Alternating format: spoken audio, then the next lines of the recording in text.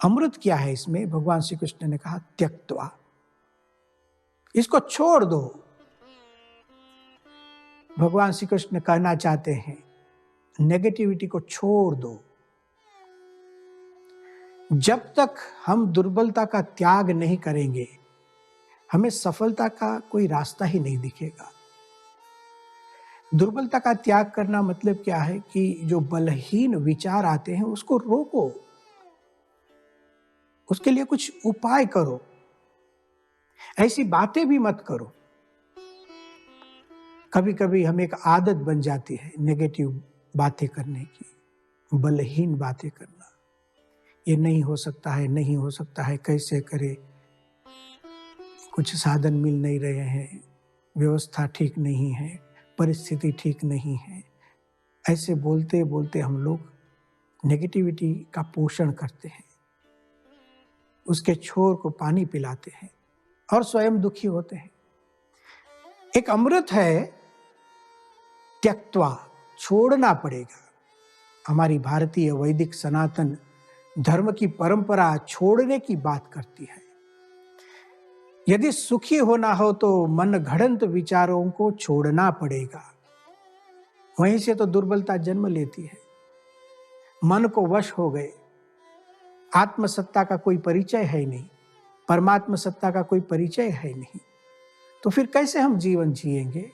तो चतुर्थ अद्भुत अमृत है क्षुद्रम हृदय दौर्बल्यम।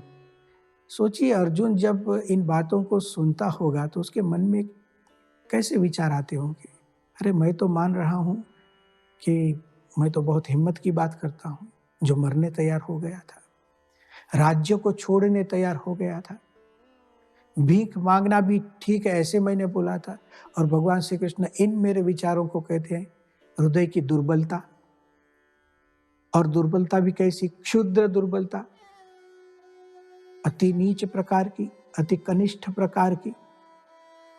भगवान ने कहा त्यक्त्वा। इस त्यक्त्वा शब्दों को याद रखिए। हमारे जीवन में जो भी बुरी आदतें हैं उसको छोड़े बिना अच्छी आदतें नहीं आएगी। प्रश्न क्या होता है जीवन में, हम अच्छे विचारों को करते हैं लेकिन बुरे विचार भी करते हैं, दोनों काम करते हैं। एक ओर से हमें आगे भी बढ़ना है और दूसरी ओर जो नेगेटिविटी है, नकारात्मकता कहते हैं उसको, बलहीनता जो है उसको छोड़ते भी नहीं, उसको पकड़ कर रखा है। प्रतिदिन 1 बार 2 बार 5 बार 10 बार मन में ऐसे बलहीन विचार आते ही हैं।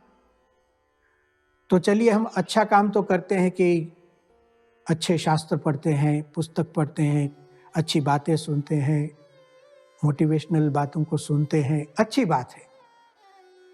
भगवत गीता हमें कहती है इतने से काम नहीं चलेगा, कुछ त्यक्त्वा, कुछ छोड़ना पड़ेगा। और सबसे पहली चीज जो छोड़ने जैसी है, हृदय की दुर्बलता। किसी भी कार्य के आरंभ के लिए एक शूरवीरता अपेक्षित होती है, हिम्मत और बल अपेक्षित होता है, और उस बल का जन्म दुर्बलता के त्याग से होता है।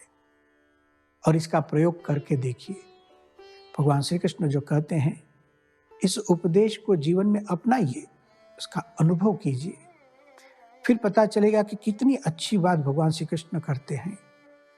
हमारे गुरुदेव परम पूज्य प्रमुख स्वामी जी महाराज श्रीमद् भगवद गीता के इन सिद्धांतों को बारंबार हमें सुनाते थे।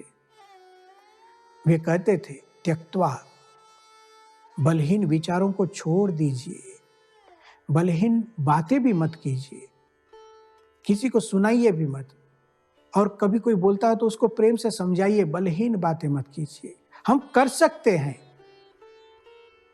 मनुष्य देह मिला, इस मनुष्य देह से सब कुछ हो सकता है, शक्य है, सब पॉसिबल है, पोटेंशियल भी है।